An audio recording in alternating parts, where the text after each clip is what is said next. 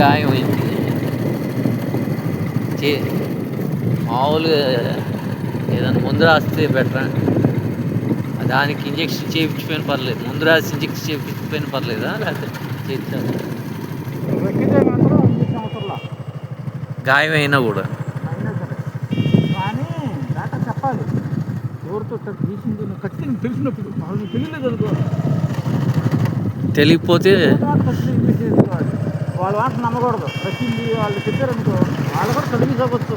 వచ్చిందో కష్టం కాదు, వాళ్ళు కూడా కష్టం చూడకపోవచ్చు కదా. అదే నేను చూడలే.